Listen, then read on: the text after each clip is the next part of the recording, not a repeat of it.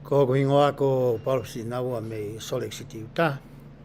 Pea ko fie taitari aki mo tolo no toa i he hoatani. Ki he ki po kalama ma ke he koe ni o whikau aki pea mo e tohi whakahino hino. Whakaloko fua ko ia o mai e he siasi. Ke whakaao ngai pea ilo ki ai ai kāinga lotu. Pea whakaao ngai he kautaki mua i apsiasi. Koe foi whakakaukau tokua ke tatau pe a hono siasi i ha whaahinga wheituu i mamani. Pe makatuunga e ne tatau mo ne whakaofiofi ko ia ki he whai tatau i he taimi ko ia e lauai pe a mahino i ai e he kautaki mo i kāinga lotu. Pea nau talango fua ka kato pe whakahoko e ngahi tuutu uni pe ko e ngahi polisi ko ia o mai i he tohi tuutu uni whakakatoa ko ia a e siasi. Pea ku whakahoko atu e proklama ko ia o e whiawhini ko e uhi ko hawhehu i na e ao mai. Tai milahi hoki e tau ngahi polokalama. O wahani ihi ku nau telefoni mai pe ku nau inbox mai pe ku nau tā mai pe he Facebook a. O nau o mai hangahi mea. Ngari o ku ikai ke mahino le lei. Ko e ohi ngari ku ai hawheto o aki. Pe ko hawhefusi aki. I he whaunga to tonu ko ia hono whakahoko. O i ngahi ngā aue ko ia ai siasini i he ngahi woti. Pea ko mei ko e whewhusi aki ko e ni i he whaunga ngā aue o ku asi mai ia me hakau tangata na nau mau hangahi whatongia whakataki mua ki mua. Pea tuange nau tolu pea me iai tau te whito.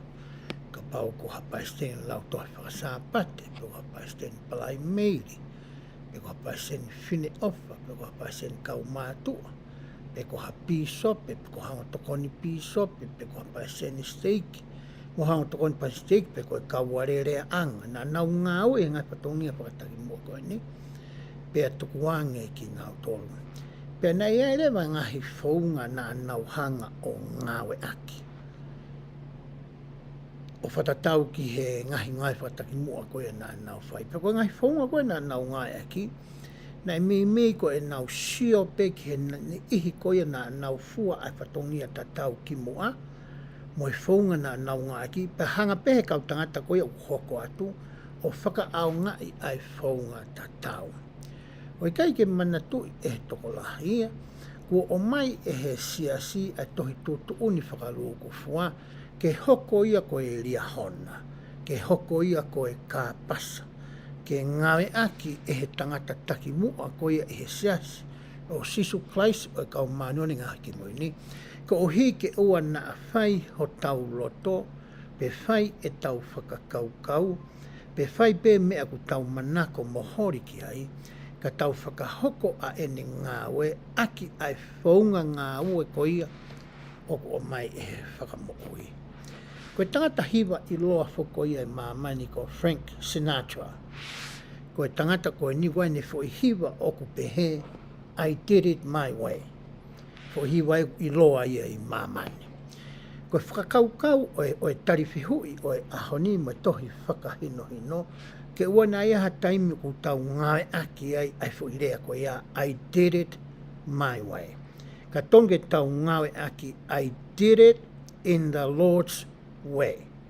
Nā ku whai e ku ngāwe, e ku hoko ko e taki mua, e kai i he whaunga a whisi i nā wā, ka he whaunga ko ia ko o mai e he eiki, ke whakaaonga i e hono siasi.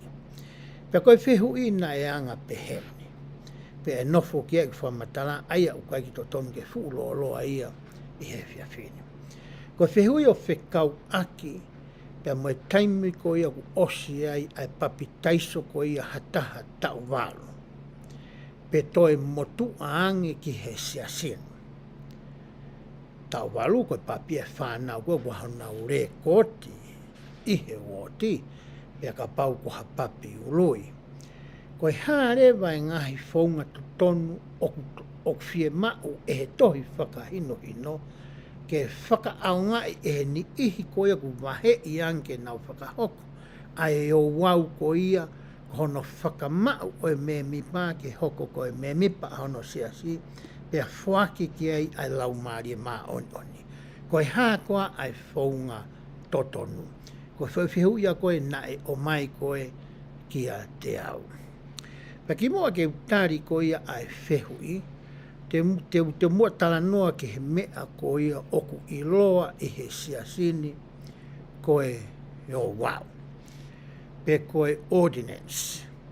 Koe haa koa ai mea oku ui koe o wau. Oku pehe ai i he tari koe i he tohi tūtūni whapitania. Pai te uatu pe ia. Koe o wau ia ko ha mea oku topu tapu. Pe koha mea oku ngawe aki oku whakahoko i hono siasi, oku iai hono uhinga whakalau maari.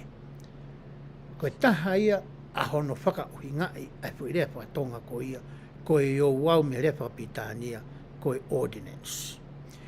Koha whaahinga mea pe ngā ue, oku iai hono uhinga whakalau maari. Ko hono wa, koe o wau ia, o ku pau ke whakahoko ia aki ai mawhai o e pure tapu. O ku ikai koe o wau, ko ha mea whakahoko aki ai malohi o e pure tapu. Ikai. Koe o wau ia, ko ha ngā ue, o ku iahano uhinga whakalau maarie, pe o ku whakahoko aki ia aki ai mawhai. Koe priesthood authority, koe mawhai. Ko inga pusi authority koe mawhai. Mawhai whaka o tua. Koe malohi whaka o tua, koe mawhai whaka o tua. Pe kono whaasiu pehe ai. Pau ke whakahoko ia i he maru mo i whakahino hino, oki nau tolu oku nau mau ko ia ai ki o e pure tapu. I he ngahi woti, oku iai ni ihi ko niku nau mau ai ki o e pure tapu. Koe pisope, paresteni o e kaumātua, paresteni o e kolomu ai akonaki, mo e paresteni o e kolomu ai tikoni. Koe foi toko whaia o ku nau mau ko ia ai ki he woti. Koe pisope o ku ne mau ai ki hono kotoa ko ia ki he whakarere o e ngā ue ko ia i he woti. Pane oange lewa hakonga o e ki ko ia. Ki he paristeni o e kaumātua, paristeni o e akonaki, mo e paristeni o e tikoni, ke whakarere aki hona whatongia. Hange koe ni. Koe piso pea kune mau ai ki ko ia ki he wau o e sākala meniti. Pa kune oange lewa ki he paristeni ko ia o e akonaki, ke nau whatongia aki hono teu o e sākala meniti, o e te pire o ku iai sākala meniti. Ke iai ai tupenu ke ufi aki, ke o mai e ngahi ipu, ke mahino ku iai vai ku utu ki ai, ke mahino ku iai e mā, ke ala ki ai kau tangata taura eiki si ke taimite nau tāpue ki nai ai sākala meniti. Ko uhinga e fui tara noko ku ai ki i he ki tamako ia. He kei te alatu hatahia i he woti o whinga ke nehanga ia whakarere mo purei ai ngā ue ko ia ta e whakaongo kotoa ke he ki tamasi i paristeni ko ia o e kolomu o e akonaki. O angerewa ki he paristeni ko ia kolomu ai tikoni. Ke ne whakapapau o ku tokolahi whiunga ai kaureka ko ia o ku teu ke nau tofa ai sākara meniti. Pea koe whatongia ia o e kolomu o e kautikoni. Ka paure au sio ki i paristeni o ku tokosi e kautikoni. E alo rewa paristeni ki he pisope. Koe lawe toi tūrune. Alu ki he pisope o talaange ki e tokosi. Pea na whea lai aki mo e pisope. Pe o mai hakau wakonaki. Pe o mai hakau taura eikisi. Pe o mai hakau puretapu whakamerekse e teki. Ke tokoni ki hono tufa ko ia o e sakalmenti. Koe ki au ange koe ki he Palestini. O e kolomo e kau elo ne. Pe ange rewa ki koe ni ki he Palestini o e kau mātua. Ke ne hanga ia toka ngai whakataha mo e tokoni ai Palestini o e whine o wha mohonongo tokoni ki hono whakarere ko ia o e ngāue o i loa ho tau siasi ko e ngāue i ko ia ho tau hākea ki i mo tau whakamoi. Pe ko e tau work of salvation and exaltation. Ko e kia ku oange ko e ki he Palestini. O e kau mātua. He ko hono uhinga, he ku oange ki koe o e pure tapu whakaelo ne, ki he piso pe mohono tokoni, ko e kau Palestini sia o e ngāue i pure tapu whakaelo ne, ke tuku honau taimi o nau tolu ki ai. Kai te whia ke nau to e kau nau tolu he ngāue koe. Ai ni koe toka ngai koe hākea ki i, pia moe whakamoi, ai aku wahe whā mai ehe o tunga ki a koe pia moa. Koe uruaki, koe tau mo ui aki, ai ngongo leo si su kalaisi. Ko hono ua, kono whakawhe to o tāko tau peke hao ki a kalaisi. Ko hono tolu koe ngāwe whakatohi hohoko, mo ngāwe whakatemi pāre. Pia ko hono wha ke tokanga e kina, ai paea, pia moe masiwa. Sio koe ki koe o e fo i ngāwe koe ia. O kui kai ke toi ihe piso pēia. O ku to o ia mei ai, o oange ki he Palestini o e kau mātua, pia tokoni ki hanongo tokoni ke mo e kau mātua kotoa pe, mo e kau taurekalai kotoa pe ihe woti, tokoni ke paseni o fine o wha, mo e tokoni paseni fine o wha, mo e kau whewhine kotoa pe, tau taha maru pe toi motu oange ihe woti. Ko e kia kou tala no, ko e pau ke whakahoko, ai o wau ia, i he malu mo e whakangofua, mo e whakahino, mo e tuutu oni. Ai toka taha ko ia, o kone mau ai ki. Pa toki whingawe aki rewa ai toko tolu ko e ni, mo e kau ngawe ke he ihe woti, ke whakawhihoko taki mo e piso pe, aia oku iai ai ki hono kotoa, ki hono toka ngai ko ia, o e kai ngalotu. Ko e uhinga ia fo i rea ko ia pehe, ko e ha, ai o wau. Pea ku whakalakalasi lewa ai mea koe o kui koe o wau i ho tau siasi. O kui ere fo i kalasi la lahi e ua. Ka ki te hau wau ia toi kalasi kehe me fo i ua mātea pe. Unuaki o kui ia koe o wau whakamo ui. Mo e hāke ki i. Koe uruaki ia. Pea ko hono ua, ko e ngahi o wau mo e ngahi tāpua ki kehe o e pure tapu. Ko e ngahi o wau ko toa peku whakahoko i he siasi o sisu kalaisi o ku wahe ia ke fo i kongalalahi e ua koe ni. Ngahi o wau ke tokoni ko e pia mwau ke tā usia ho ta hākia ki mo ta whakamo ui, pia mo e ngahi o wau ke ne hanga whakawhie maarie i ki taua. Ko ngahi o pau pehei lewa ai anga koe a ngahi o wau o kuto i he ongo kulupu e ua ko eni. Uraki, ko ngahi o wau eni whakamo ui mo e hāke ki, aia o ku mauia i he tohi whakahino hino i he wahe taha walu po ini hono uruaki. Pa te uhanga lewa o ai atu he e ku telefoni. Neongo peo ku si ai ku saati kou teu ia, ka te uhanga whakahino hino atu i he telefoni, ai feitu u ko ia, ko hanga e ki mo siasia o mai keke lau ai e toi whaino ino. Ko telefonia na hange pe ko telefoni ko ia, a koe na ku ke mea ki ai ko ngā kia ko iPhone. Pea ku asia dewa ai ki app ko ia ai siasi pe ko Gospel Library. O ku asia tu ko e nā. Kai na ko ulomi i. Ko e hou na ku asia tu ko e nā. Ka paute te ulomi e ki takainga tohi aia ko e laiperi, ko e meenyo ko usio ko e ki ai. Si su klaisi ngahi whora konfenis lahi haa mui a te au hiwa, ngahi tohi tu uni mo e ngahi ui i ko ia e siasi. Lani pulu, pia ulomi i rewa. Asi mai o lunga tohi tu uni whakakatoa. Pia ko ulomi i ko inga, asi mai rewa tohi tu uni ai wahe uruaki ke wahe tolwaru. Ko e wahe koe tau tala noa i he ahoni, ko e wahe ko ia hono taha walu aia oku pehe. Ai ke honga toi reu telefoni ke sio le rei ki ai. Koe wahe taha walu pehe, ko hono whakahoko, o e ngahi iowau, mo e ngahi tāpuaki, o e lakanga whakataura eki, pe ko e ngahi tāpuaki o e pure tapo. Koe wheitu uia koe o ku mao me iai ai whakamatala ko ia te uwhai ihe ahoni. Na a pehe e hani ihe. Te ke usio e tamsi fie poto moni ko pisi na ua. Kune hanga ia o mai e mea me toitu utuni pai to ton ke ilo ke hata. Ko hono o hinga ia na e whakango fuai e Paristen Nelson. Ke o mai tohi hini whakahino hino ke ua na whakangata ngata ke kautaki, ka e lawa e ka e ngalotu mo e kakai ta e sias ko toa pe, he kui kai ki ha me e sias ko ni e fufuwe. Pea o mai lewa ki ai ai konga lalahi ko e ua na aku tala noa ki ai, pea ku peheni lewa ai ngahi o wau ko e whakamo ui mo e hake ki. Ulua ki ko e papi taiso. Ainu whakahoko ko he tau walu, mo e papi taiso papiului.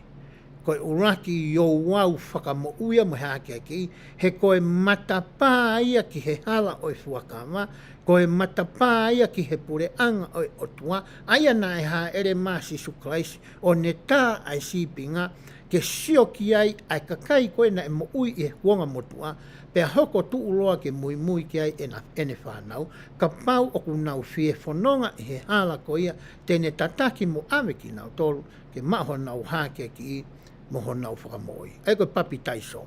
Koe ua, koe hiri whaki, mo e whuaki, mea whuaki, o e lau maari e maa oni oni. Ai au whakahoko ia i he hiri o e papi taiso kotoa pe.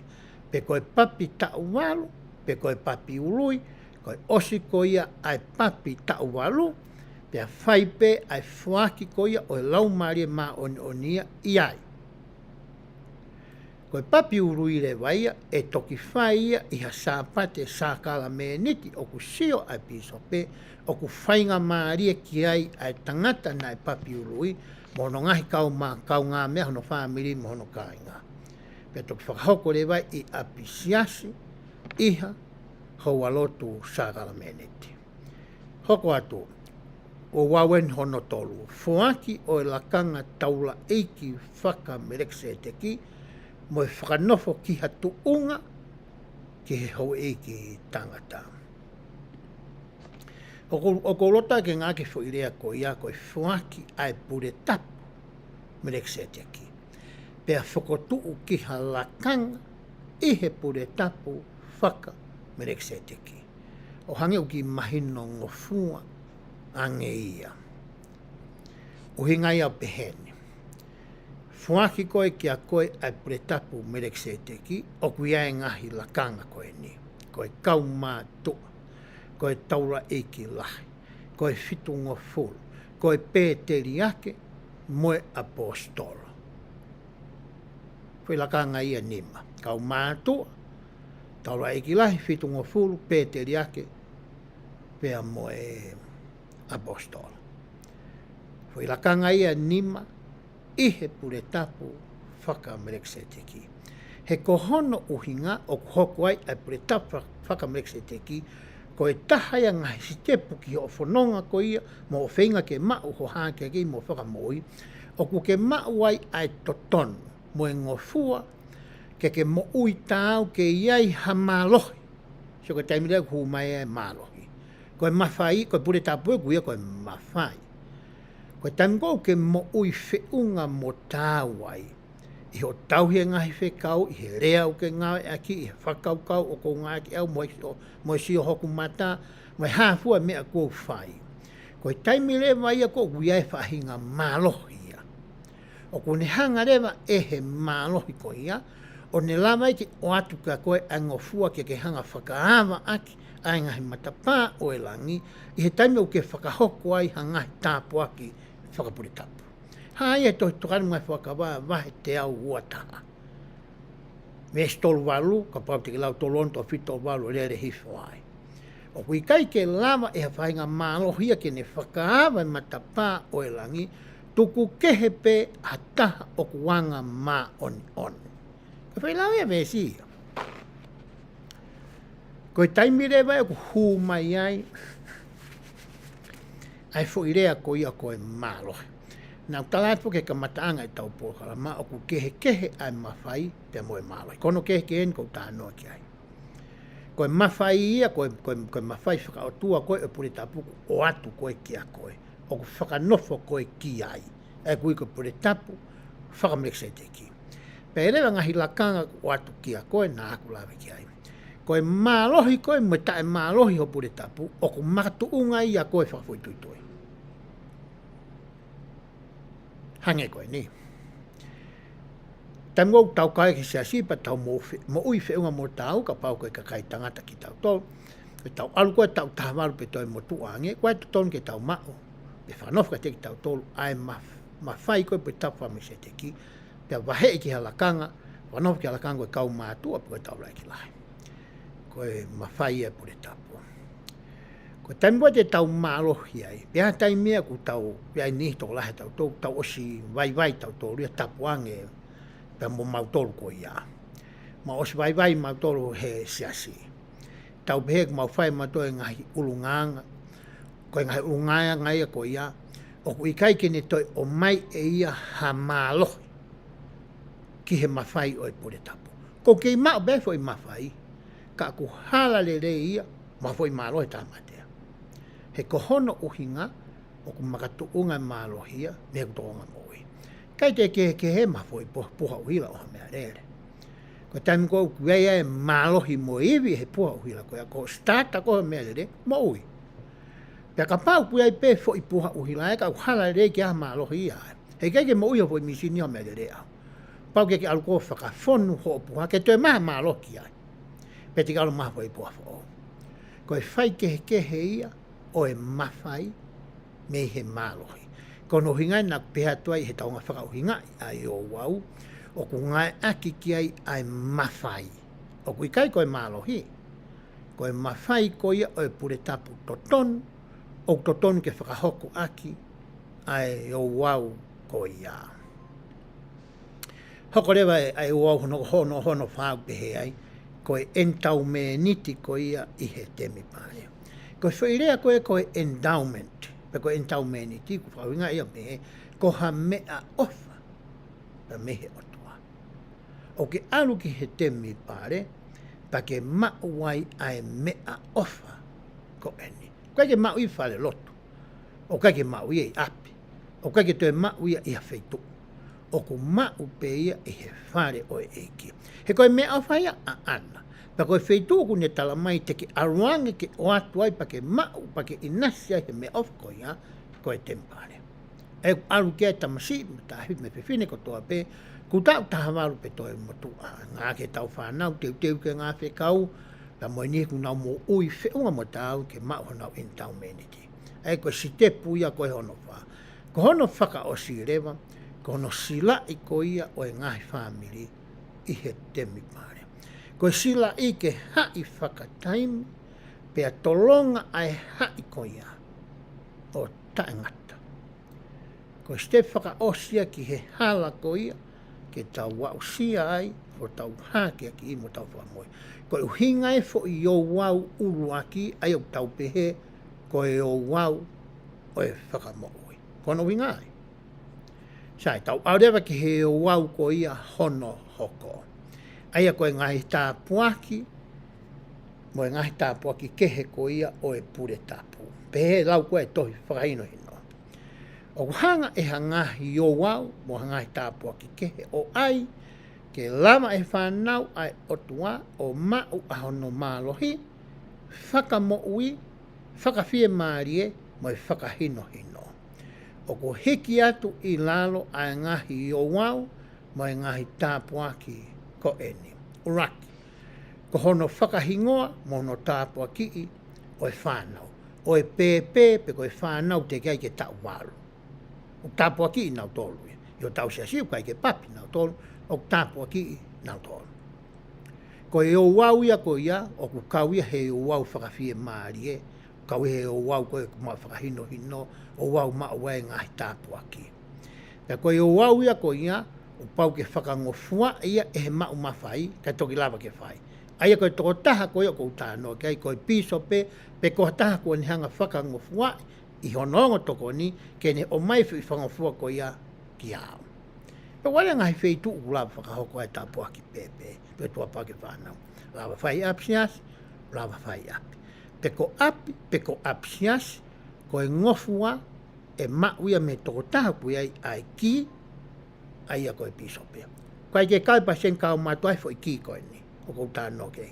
Pake ne mauia fo i ki koe ke ni tala mai ke whai api. Pisopea peta, o kune mauia. Hoko ate o wau hono wā. Koe sākala meniti. Koe sākala meniti, o kulawa ia whakahoko i apsias, o kulawa ave he kaupure tapu ki whare mahaki, o kulawa ave ki api. Koe wheitu i kulawa ave ki ai. Ke toi mawahe me apsiasi. O ku whai koe apsiasi, koe mau mawhai kunta ngai koe pisope. Toi mawahe me apsiasi, ka ke tūhaka peha taha ia, o aruatu mua sāka me niti ki hawhare mahaki, pe tūhaka peha tamai api, o whai haneki sakamita i api mono whamiri, ta e whakangofua i atu. Ehe pisope. Hoko. Fuaki o e lakanga taula iki whaka e lone, mo e whakanofo ki hatuunga, ki he kautala wau, mo e hoa iki tangata tou tupu. Tala noan ke pure tapa whaka eloni, ko e ngō mawhai whaka otua ko e pure tapa whaka eloni, mo e pure tapa whaka mekseteki. Ko no maa koe whanau e pure tapa whaka eloni, mo halakanga iai, aia ko e tīkoni, ngā konaki, taura iki si mo e pisope ko e lakanga ia wha, i pure tapa whaka eloni, ko pau ke mau ai ngofu aia, ki hono whakahoko koe fu i lakanga tolu i lalo. Ki koni a konaki, taura iksi, pau ke mauia, pe me pisope. Kono wahe i mono whakanofa taha ki hoko e pisope, o pau ke roko ke whakangongo le rei, he paesene steiki, ke palofita mono toko ni, pe approve mai, pe tala mai e, una uroto ki ai, pe ale paesene o steiki o whakahoko, a hono whakanofa mono wahe i ko ia, o ha tangata ke hoko ko ha pisope. Ko e hinga e foi o wau ko ia o tata noa ki ai. Hoko. Wha. Ko hono wahei o e kāingalo tū ke nau ngāwe i a ngāhi ui ui. O hinga ine ka pai ui koe ki whaekalo toi whakasāpati, whai ako whine o, whai ako pure tapu, whai ako ke whanau tupu, whai ako palai meiri. Ha bea whanga whai ako i apsiasi. Paurewa ke maa e ngofua ia, mei he pisope, pe koe tama koe he tokoni, kau tokoni, o ku ngā ua koe mo koe, o e hoa lotu koe, lawe pisope, whakangofua e tama koe ia, ke hao whakahoko, ai e o wau koe ia. Pe aku lawa pea ke tau pehan koe ni ka pai ui hoku mari oku, ke hoko ko hawhai ako. Te ulawa pe e au, o whai ia e au. E ko alatu koe ke tokoni pisope. Koe ke pehe koe tokoni pisope, ku ne lawa, koe to tāpe ku ne lawa whai. Te ulawa pe au whai, he kou mau pe pure tapta tau moia. Ko mea peo whi mau ke whakangofua i mai ke whai. Me te ula peo whai e au e kau pau ke mai whakangofua ia me piso pe monong toko ni. Ko e wau hono hoko, ko hono whakatapui ko ia o e lolo. O ingani ke lolo whai ngā ue. Ai liwa lolo oriwe, piwa olive oil ko iau tau ngai aki. Ko alpea whakatau maha fo i hina lolo, sio ke ngahi o wau, ki hono whaunga utarat, ki hono whakatapui, pa ke whai pe a koa. O te ke tue tāgoe kia ta. O te ke tue tāgoe pasi kau mātua pe kungofua ki ke ai. Pe te ke tā ke piso pe. Lau toa pe o whai pe koe, ia koe pe. Hoko. Koe whai ngāwe ki he mahaki. O ia tahau puki. Kai te ke tue taitari ko whakangon ke tue mahangofua ma mawhai mea ta. Ke maa piko ka pau ke maa pure tap totonu, ai mawhai totonu. Pa ke tā maha ta. Pa ke alpe koe whakahoko. Ai ngā koe ia. Hoko. Ko ha tāpuaki o e whakawhie maarie mo e whare i kaua e ngai tāpuaki whakatamai. Ko e ngai tāpuaki kehe kotoa koe tolu koe inga, ke lawe koe ia whai. Ko e te whie maa uia, ke te whangofua i koe e hata. Hoko. Ko no whakatapui o ngahi api nofo anga, o ke whakatau hau ki api. Ki mua ke mou hiki koe ki aiko, laki ako mo hiki ki ai. Ke lama ke ngau aki, ai ma whai whakautua ko ke maa. Ke tāpua ki ho whare, ho palasi, ke malu me ngai haa, whakanatula, ke malu me ngai whinga asetane. Ke lama re rei e koe ia. Pe ka pau nā ke mau ha malo, i he pure tapu koe o ke ngai aki. E hoko, ai ngai rea e koe ia, o ku tō meho fofo ngā, o whekau aki mo e palasi koe ia, o ko manaki ke nofu ai ko e o hono pe ko no whakatapui o ngā no whanga o sia ko hono tāpua ki o e whai toka o ku mau e ngofua e koe me he toko taha ko ia o e kau piso periki o ku alu atu pe whanonga atu mo e peki a ki whai toka ko ia e mau mea e ngofua hei kai ta whoki a ke pe whamiri ia o ui atu au ke ora pēo tāpua ki i kai pau ke whakarea ia ki he pe koe piso pe pe tōm soitang ei ko whisi naua tene hanga tāpua kina e whai toka o ku saipe koe haho sio he ilo i rehe piso pe ia au he ko woti ai ilo le na kwa kwanki mea puia o ko whai e au ngai fo hia mamafa ko whai ia e au kau kai to ilo kia tahe ko e peu e pemo so pe i kai tanga pisi nao ke ki marolo pe te ke taimia ke ne whai e o wau koe na ko no hinga ia o mai ai pe a mehe piso pe ko e o wau whaka o si reo pe ko e ngahi tāpua ki whaka pēteri ake eha pēteri ake ko os whakanofa o ku mau e whakangofua ka me tohi whakangongo le lei ke alu moia ke pēteri ake o ku mau pe ia mehe piso pe ko e ongo tāpua ki kalakasia ko e tāpua ki ke he eua o ku tau tala noa ko e ki ai i he ahone ko e konga hoko reo pe he ai ko e kau i hau wau pe tāpua ki uhinga mai nia ki a koe mo au o ku ta mau ai mawhai ko ia o e pure tapu pe ai ko ki nau tolo ku nau whakahoko pe kau i hau wau pe tāpua ko pau ke nau mau ai mawhai lakanga whakatau ai ki totonu momo ui tāu ko e mau e tau ai lakanga tau ai ki tatau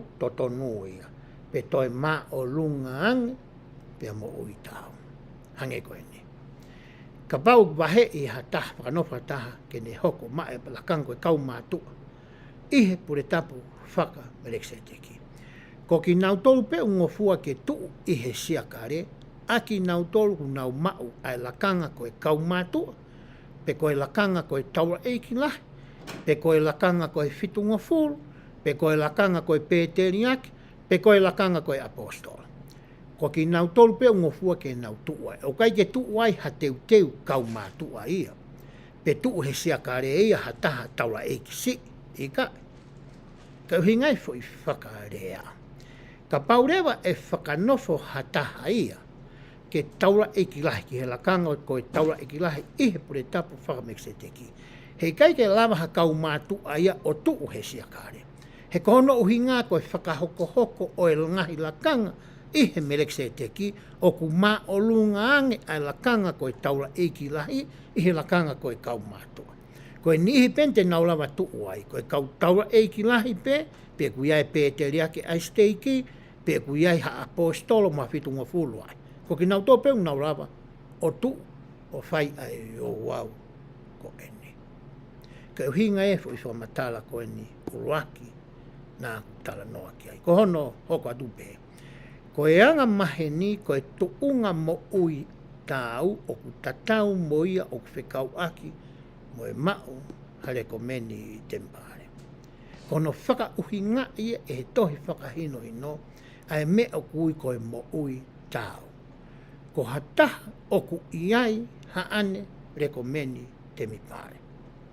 Iai pe kakaia ku nau mo ui tāu pe nau toluia, ka hu ikai ke iai ha nau reko meni nau toluia, o ku ikai ke nau kau nau toluia ihe ngahi o wau koe ni whakamo ui ko ni o tau tala noa ki ei ngahi o au ke he. Tuku ke, ka pau loto e piso pe eia, o hatamai, o ne mau pe eia ai mo ui whiunga kau teke mau reko meni la bea tu e siakare, kai ke la vai a hoko koe taha koe ke ne hoko koe leo, ke ne whakahoko ai o wau. Pau beke whai e hata, o ku mau haane reko meni o ku kei aonga. Pea ka paurea o kou hiki kou alu ki ha wōti ke. Koe whakawhi mai e hatahi ka alanga whakahoko ai ha o wau. Koe mea ea koe ke manatui e he ni ihi koe o nau alu me ngahi wōti ke he ke ngahi wōti koe waha nau ngahi. Whaambiri mo nau ngahi kāinga. Ke tokoni ki he o wau. Kua pau ke nau whakaari e nau tō ruia ki he piso pe. Ai tama koe o hoko koe le o a ene rekomeni te mi pare. Koe ki te tonu ki te eka te pisope ka kua. Ko hato na po eka ko fe pisope. Pa koe ki ko fe tokon pisope. Koe ko kua kona kore mai family ki hoa whakahoko. Ai fuako ni lau mari mao no ni pe ko whakanofo i pure tapo. Koe ku rekomeni e. Koe ni osi anai. Pakapare o ku ke hala he rekomeni. O ku ikai ke ia hao to tonu au ke ki aruatu koe neongo koe whaafe i koe e family ke ki arato kua hoko koe reo. Ke ki whakahoko ai o wau. O ke talangi ai. Ka ataki he kai te ulawa he kui kai ke mau haako rekomente maari. Koe tūtūnia mai koe e o tau siasi.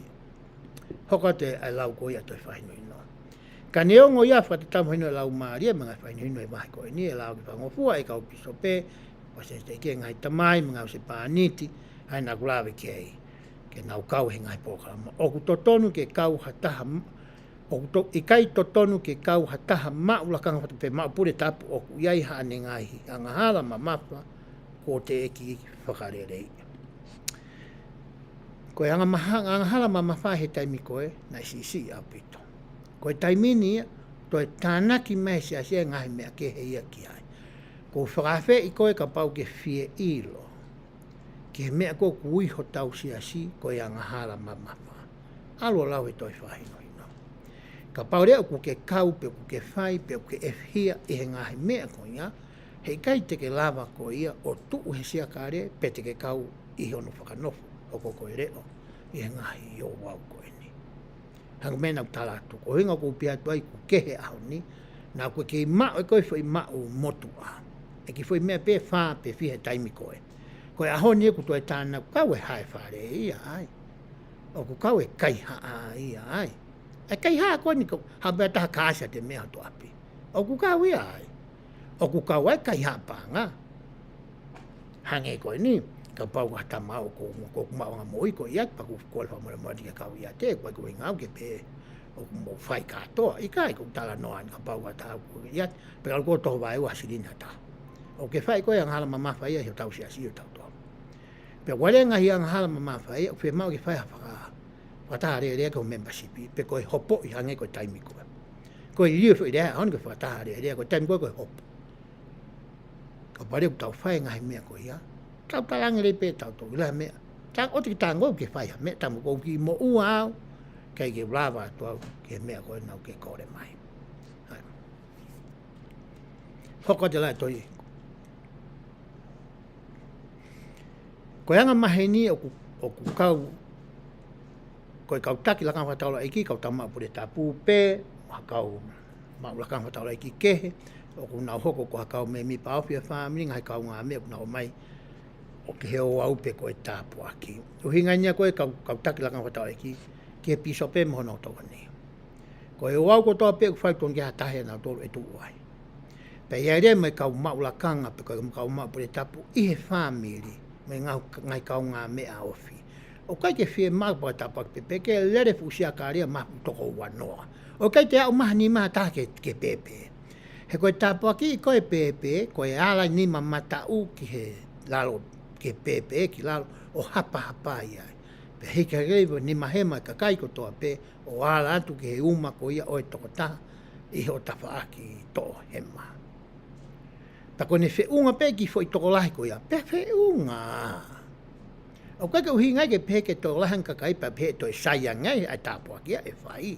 Pa pe toi lahi ange tapu aki e mau e ki pepe. Pe u te aha toi lau maria ke he e mau ai i kai. Ka uhinga mi whahinune koe ni ke whea rea aki ai whamiri mo piso pe o sio pe ko haihani ihi pau. Ke au mai pe tohe ngai a tautu, koe ke tapu ia. Hange koe ni ko au. Whawhawhawhea au he whamiri ku mariga ori nau whangi mea. O kai ke alua ka pai te sa tau toko lahi, ko tau tei lalo. Pe ka pau te sio toa si ko tu atu rewa. Koe ke peko te whie mahu inga, wahala ia. Koe tala noa ko hono uhinga, ke tau nofo whakatatau ki he tohi, ke puke ai ngeia mo e molu malu o e ou au, i he tau ai whakafuafua pe ai kakai o kutuu i he siakare.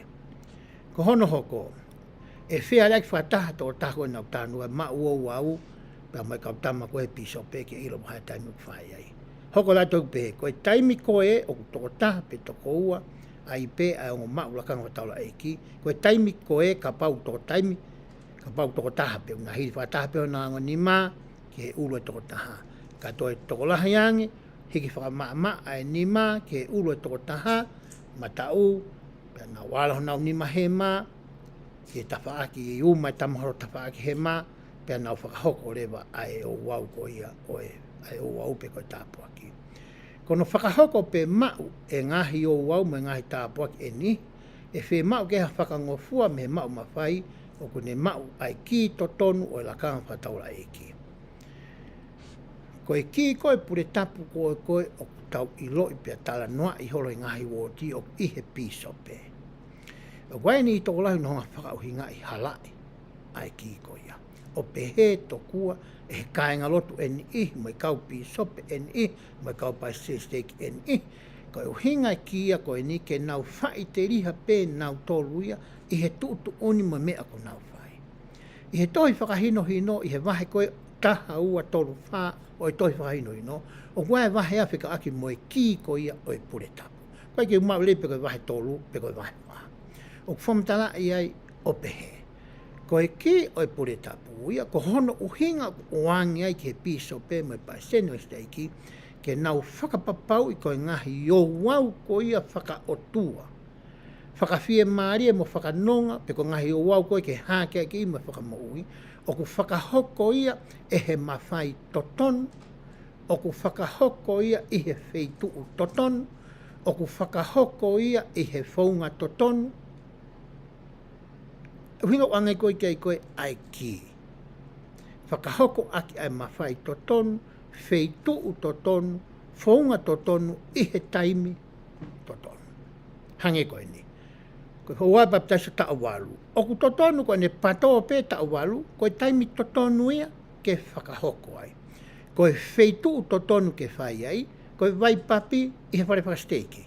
Pakapau hala, whamtatu whainope, kua hafo i tawhenga vai pe ko nofo anga vai e lama ke hao ke ai toko ua ke whakahoko ai o wau. Paure ke whakapapau o whai e he mawhai to tonu ai papitaiso. Ko haki i tamasi taula i ki se, ne mau ai lakanga ko taula i ki se i he pure tapu whakaelo ne, pe ko hataha mau merek se teki. Pea ngawe aki ai whaunga to tonu, ai ngahi lea koe o ku ngawe aki. Ko nohinga koe witness e ua o ku natu, o siofi, whanongo ki he rea o kunga ake he tama whai papi, pea sio o ku mere eku kakato ai toko tahu amanaki, ke whakahoko ki ai o wau e papitaiso, pea toki lau rei vai o ku tonu. Ko e whatongia ia o e tangata mau mawhai. Ko wherewa wheitu alu ki ai mau mawhai, ke ne ilo ai mea whakoe na aku lawe ki ai. Ko e tohi whakahino hino. O ku ikai koe mea na e whai he tama ki mua i ai, pe ko ne whanongo tala noa a ana, pe ko haane sio whaiva, pe ko te haha mea na ane mau me iai. Ko e wheitu u koe o ku mau wai ke hanga e toko tahu mau mawhai o whakaaunga i totonu ai ki na e oange ki ai, ko e tohi whakahino hino. O ku ikai ko honolo to. Tau tūrea kau ta mā i he o wau, uhi ngā ka hau hata, o ai mea noa ia he lorotonga koe o ku te whawhana, o tu e tama taki lakam whataura aiki, i he tawhaaki o e tama koe tene whai, ai o wau koe ia. Hui ka hane ki i manusi ai tama, o ku whawhana atu, koe tonu ke pehe, e toi ai. Ha? Koe uhinga ia ko hau ai koe na tapehe, hau e kau taki lakanga whakataura aiki, o tu uai. Ke nau whai ai whakatontonu, ko hinga ke valid, ko while whapitania ko valid. Ko hinga ke aonga ai fo i o wau, o ku hai hen, tohi hen, rekoti hen, hai tohi rekoti lang. He ka pau e hala. O mo beha ku rekoti whe. Ko mamani beha maha ku rekoti ai. Ka koe o tuafo kia o ku alo ofa. Ka uhinga tau tala noa, ke whakatonu tonu ko meu ki hau. Ma paka paurea he kai te ke ilo e ko ia ai fo i rea to tonu ke whakaaunga ai. Ka ki hau pe ko tuu ai toko taha ko ia ku mau mawhai. Pea pe rewa e tau ngā ue ai. Hangere koe rea koe ai mātua mo rea koe ahiwa. O kutaki e kui ai ipo. Ko hono uhinga ke hala mai e tama koe, o kui ai e tama ke ne whai ai whakatontonu. Kono uhinga ia koe, e mea utautara noa koe ki ai i he ahoni. Ka fie mau e lawa ke whaki whakangofua e ha tokoni kua ne whakamawhai. Uhinga e nia ki he tokoni pisope, whakamawhai he pisope, e koe tokoni palestini, whakamawhai e paseno steki. O wale ngahi o wawi, o koe palestini steki pe mo e pisope, o kune lawa whai. Koe te lawa e taha whai. O mahau inga ke iloi e kautaki, hange koe ni. Ka pae ui ha taha iha ward ke hoko i palestini o i kau mātua. E fie ma uia, koe toko taha mātea pe kune hanga whakanofo mo wahe i koe palestini pe o steki. Kake lawa he o toko ni, hala rei. Ia e ki tai mea na kuiro e auia na ia e tama na e ui. He kai ki tātai wo tipe na e oko i whē, pe ko hai kau tamati. Tātai pe tāna koe mea mona e oko. Ui e tamaki hoko paisen kau mātua. Alu atu e tokoni Palestine steki ia. Ara te tama tokoni uraki ia, o ne whai e ia ai fo i o wau. O ko he ko hinga fo ke tamu ko wahe ia i koe e Palestine o steki ai tama. Paisen kau mātua. O kune talange ko o atu fuake te koe ai ki. Ko paisen steki pe wai ne fo i ki, ke ne whai ngāwe ko ia. Ko ongo toko ni ia, o hala nawa e fo i ki. Ko mea koe ke lava hea taha nawa o whai ai ngāwe ko ia. Paisen pe steki e tau whai. Alo atea ton paisen uruaki, atea whai e fo i o wau. Ka mea nai hoko. Pau ke te fo ke paisen steki o whakahoko ke velet. Ke aonga pea totonu. Ko hono uhinga, nei kai pe ke lau he tokoni uruaki ia, e ne tohi whakahino hino. Ke ne iloi, oku i kai tene lava ia e ia, o whai ai o wauko ia. Te uti anu me whatata whaosi. Tai mua nea tukuangia e au i he pisope. Ne aruangi ngo tokoni paiseni steki ke na tukuangi au. Pe au talanga nawa o ngotama. Kai ke mo lava mo atu kuange au. Kai ke mo mau e homo. Kai ke haa mo maaloi. Fe unga totonu au lakanga totonu mo ke mo tuanga ki au. Koe paisen peste ki pe ko taha utoi maa olunga ange tene lava tu kuange au. Teke lava mo watu kuange kuonga toko ni. Mo maa ai mo ua ai maalo totonu mo lakanga totonu ke whai ngai ko ia. Kako au. Kai ke mo lai mo. Pa te tautari ka liha paisen ni whai tu kuange. Uhinga pehe kei ai tala noa koe ni oku tau whai i he ahoni. Te whakaosi rewa ake ku tala noa ki he o wau ko ia koe whaki o e lau maari e maa oni. Me toi whakahino i no pehe ai.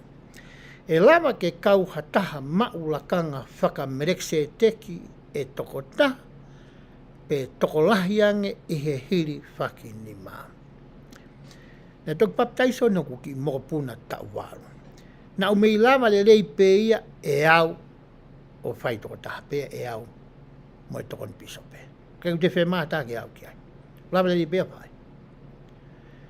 Pe toi lava pe ke o mai mohani ihi kehe, ka inga, pāmeri, mai ngahi maheni kau ngā mea mamae ke nau kau i he o au. Hoka te lawa te whainoi no.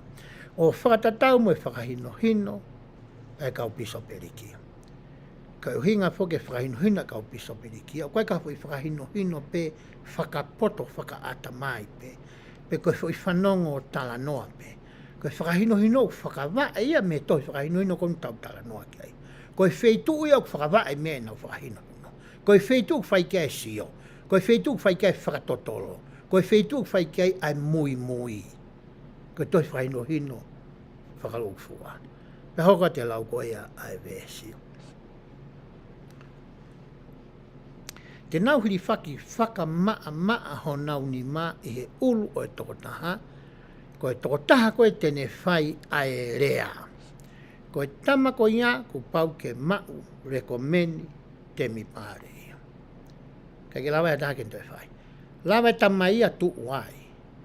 Hange koe ni koe tamu wena e whanowhai kou ki moko o ku. Kai fo ke lava ki hau o whai fo i ngā aue ko ia. Kai ke ngata he kai ke ne lava whai fo i o au. Kai peke lava e tu he sia kāre. Ko mea ne fai ko ni tu bana me tu asio mai. Ko mea ko hinga fi tala noa, ko tama ko tene fai ko au kai ke te show up recommend ke piso pe na ilo na wai pe recommend ko na hanga o mai e recommend. Ilo pe na ke au. Pe mo ni I ma ulakanga family se te ki ka wai e fa e tangata. E ku foha, e whakatunga ane ko ku fa e ko ilo pe mahalo ku nau sai au pito pe ko me na nau tua lai ne. Ham nau tatau pe mau me ka toa pe. Ka whakahoko le fo I o wau. Pea koe whaunga le mai ni hono whakahoko le anu whakaonga I. Pau koau kou whai te ui e hingoa kakato o e tokotaha. Ko hingoa ki moko na whanga o whake lau maare, ko Houston Bishop Fese Inawa. Ko whai hingoa ia koe ko uraki ui. Houston Bishop Fese Inawa. Ko whaunga hano pe ai. Whakaha o ku whakahoko ai o au aki e mawhai o e lakanga taula eki whakameseteki. Fuloloa ia kāu. Ko whaerea pe ko ngā ki pe ihe mawhai whakatoka ngai. Ihe mawhai tala mai ke whakaha ai mawhai. Kai koe mālohi. Ka paurea koe hataha ku ne pepe e ia. Ihe mālohi o e pue tau whakameseki. Koe mea e tama mau mawhai kou tuhe tawha aki, koe ne malaki hono wae, pe koe ne ki tōki he ki tae atu hono umā pe atu, halaia. Ngā ake whoirea, koe mawhai, kai koe mālohi. Wai ni unau whakaonga I he mawhai moe mālohi, oku tonu pe ia. E lawa mawhai o tuutaha, e lawa mawhai mo mālohi, mo mālohi o ngā ake whakataha, ka hei kai ke lama ke ngai aki ai mālohia oi pure tapu ia te ia pe I he fo I si tepu koe ni hono ua. Pe ai whakahai o ku whakahoko ai o au aki e mawhai. Koe fo I mawhai ia. O whakoe whae na whai koe ka histoni. I he mawhai o e pure tapu whakamerekse teki o ku mau. Ko mi whakarea nā kua ia. He koau, mo e kau tamake, o ku mautu. Ka pau koau toko taha pe koau pe mo e tama e taha, pe he mawhai o e pui tau whakamerekse teki o ku mau, ka pau koau mo tama taha. Pa ka pau koau toko taha pe te whare peo pe I he mawhai o e pui tapu whakamerekse teki o ku au mau. Kei te e mālohi ai. He wai ki ufu whakapapau ia pe waha mālohi ai pe I kai. Ko uhanga whakapapau e fo I mawhai o ko maa. Ko e mālohi au I lo ia he e ki pe ku iai pe I kai. Ko e ko foi whakarea totonu ia. O ku iai lewa ni ihi o e kau hange ku tāno ne whanei, kau taki mālolo. Pake lapa kai nau mai foi whakamatala, meife. Maha pe kai whanongo tala noa. Pe koe nau whakaukau pe nau tōu, tamina nau taki mo ai, koe tonu pe ia. E kai, koe whangata apu o tongi tanga tolu o tafi. Tafi a mehe ata mai fo I mau motua, kai aha ki I loki whi ungai ke huate fo I mau to tonu ai eiki, ke tau ngāwe aki. Ege fo I rea kou to tonu koe mawhai.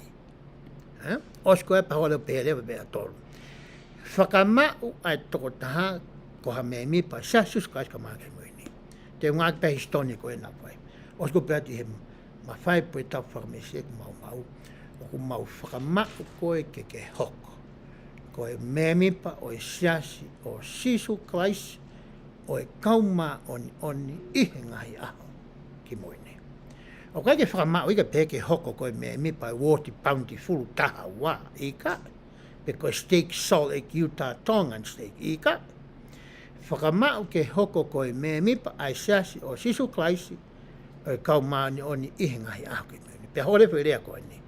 Pea pehe rewa e au koe na kurea. Ke mau ai lau maari e maa ono ni. Ka I kai koe ke mau ai mea fuaki o lau maari e maa ono ni. Koe mea kou ke fuaki koe lau maari e maa ono ni. Ai whetongi o tua koe na e tala noa ki ai a sisu klaisi ke ne kau wako ngā teu alu. Ka teu o mai e au ai whakawhie maari e ke mou wheoi. Koe mea ko fuaki koe ki hoku moko puna. Koe mea fuaki o lau maari e maone, ni koe fufoi mea kehe au pito ia. Pa koe ki uloto au ki u tala noa kehe ahoni, he mahale osa hauai taha, e ku tala noa e fui mea ko ia. Koe mea fuaki ia, ko ha mea e na hangai o tua o fuaki atu maau. Ko ha mea ku ke poto ai, koho tare niti. Koe mea fuaki. Ia toko taha tangata ka mawhingo toa pe mea fuaki, koe kia tahe hala. Pea e ni hia kulahi ange he taha. Koe mea kou fuaki au he whakahoko e o au, ke ma ai lau maari e maonani. Koe taha taha kia hane toton kene te whaiha pu i whakarea ke mei ai. Koe whairea ai. Fie mau ia ke ase fo irea koe ni, ke mau ai lau maari e maoni oni. Osko ia, fuaki hata puaki o whakatatau mo e whakahino hino ai lau maari e, pea whakaosi e huafa osi sukalasi. Koe ngahe site pu ia. Ia e rea na e whai e vai sikahema. Elda sikahema. E taimi koe na e fuafuarea ni hiri hono iui ia ke hoko koe whitunga fulu. Mandu he taimini hoko tama koe ni, koe taki maolunga. Kau ia kolomu whika uraki, ko ape ko whika ua, koe kolomu kau whitunga fulu. Ai au ku ngau e masi i ai. Ne mai whainga maari e lawai ke ui ke hoko koha apostolo. Me ui e kau apostolo, me kolomu whika uraki mo whika ua ko ia, o e kolomu katoa ko ia e kau whitunga fulu. Koe ne fuafua rea konfensi na e rea ina ne rea fu i rea ku ui. Koe whakasitepu, pe koe sequential, where whapitania ne ngaki. Ko hinga sequential, koe tau whai ha mea in sequence, tau whai whakasitepu. Ka pau ke whi kaka ha sitepu, ki mua ke au ke stepu hono nima, ku pau ke tuuhoma e he ua, tolu, wha, nima. Ka ke whakalaka pe me he uraki ke he nima, e ai whatutama ke hoko ka koe. Ko ngau ke hori koe ke manga whakalaka koe ia me ngai po stepu koe, o to ton ke kaka ke ai, aho mo ui. Ke kaka ai ho manga koe ke ho apartment ni, pe kaka e anga koe ho mo ui whakatuasi no, mo ho mo ui whakalau maari, hange koe ni whakatuasi no, kau ka alo hiki. Ma whaafok mo hoa ke sipa. Ko ni atpa maa ko lue ko he tuet mila. Ma si, te peke ka magulere ia. Ma kai koe na teke whamasino mawafu i mahina e ono, ai neke alupe me step uraki, ko manga ni step nima. Kule ma fok mai koe ki api, whelanga ke vae. Ko hono uhinga, ko e kai ke sequence ai whanonga. Ke alu he sequence koe na ea koe, e he tamatonga koe, o tau lau kawaki. E he ahon, mo e kau tangata ke, e he kōroma e kau whitunga furu. Kono uhinga ko mai a sequence koe ni anga si tepu koe ni, ke tau whaka si tepu e tau whaunga o tau ngai aki. Ia e ni heu nau whakarea nau tolpe he. Houston Bishop i naua, i he huafa si sukalima, i ka e. Koe foi si tepu whaka o sia. Ko ke manga koe ke he ni maka tuko i waia. Kono uhinga ia koe ku mahu inga ai. Ke tau mui ke tohi whakahino hino. He o mai ai whaunga ai eiki. The Lord's way. This is His way, not my way. Koe whaunga ai eiki o tau whakatotoloi, koia o ku tau ngawe aki, he kohono sia sia. Koe uluia. Kai ko se sa mita, o kai ko neo son, o ku i kai ko pasen steiki, o kai ko piso pe. Koe eiki. Pane o mai lewa ene palofita, pe o mai me kolom e ka apostolo, mo yongo tokon palofita, mo ngahi ko miti ke nau hanga o mauarea i a toi whaino. Ma me ngai whakaha. Ke whaunga koe hono whakalere o i siasi o e eki. Ko hinga he koia tene o mai ngahi tā puaki. Hange koe rea koe nane whai. Koe ngahi whekau pia e lao whaka o tua ia. Na e whakatua ia ula ki kamata. Wila taha toi we. I ho talango fua ke ngai whekau, o ku ke mau e tā puaki aia, nai makatu ngai ngai whekau ko ia. Kono au tau fōwai fōngai o tua, ke hoi fua mai, a hono whina ngalo, ke whakawhia ngainga ko ia o ku tau whai. Ke ne hanga i lo i ku tau tuku lolo kakatu, ki a te ia. O wika ke tau loto ke whaipe e tau whakakau kau. Kau tau si aki ia. Ka tau tukulolo pa tau pikitai. Ki he eke. He ku makatu unga a tāpuaki o ku mau e ho whamiri. A tāpuaki o ku mau e hani ike. A tāpuaki o mau he kakai i he wōti mai horotu hoko takiai. I ho whaka au ngai ai mawhai whaka o tua o kuke mau. Ke hanga tāpuaki nā ke nau moi. I he whaonga. Ai otua. Pea ka pehe o kune hangai fofonga mai. Paka pau te e hamalo. I he ta moui. Ko ia tene whakaawa no whina ngalo. Ko ia tene whakaawa ngahi matapao e langi. Pea whakamoni ma whakahoko ngahi mea au ke rea aki. E wafa Sisu Klaisi. Amen.